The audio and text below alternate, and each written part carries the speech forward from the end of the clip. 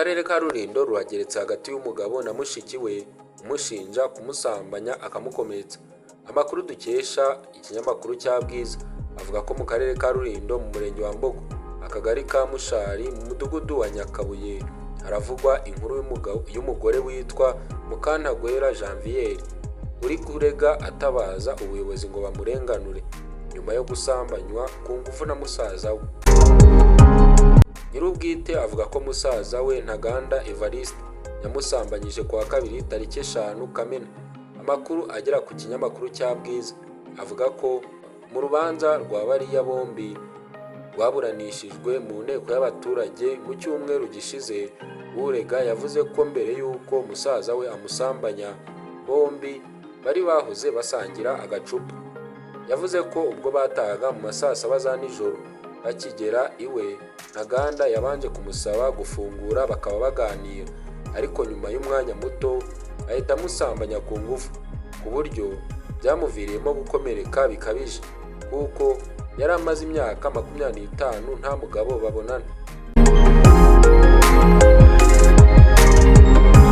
Muri urwo rubanza kandi umukuru w'umudugudu wa Nyakabuye bariya bombi batuyemo Nigena Emmanuel yahamije ko ubwo nk'ubuyobozi batabazwaga bageze mu rugo rwa Mukantagwera mu masaa 9 zo mu rukerera basanga Ntaganda yamufungiranye mu nzu arimo avuza induru.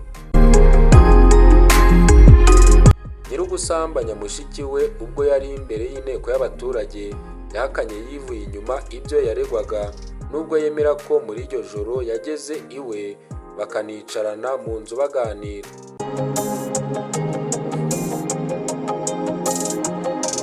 Iki gitangazamakuru kandi cyemeza ko urubanza rwa Mukantagwera na musaza we rwarangiye urega atanyuzwe nuko ikibazo cye cyakemuwe byatumye akomeza ku rwego rw'umurenge wa Mbogo.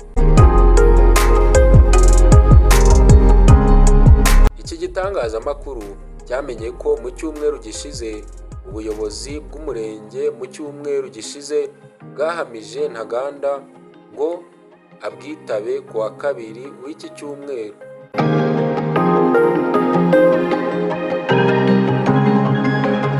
Andi makuru atangazwa kandi nuko nyirugusambanya mushiki we yatawe muri yombi n'urwego rw'igihugu rw'ubugenzacyaha kuwa gatatu tariki 11 Kamena.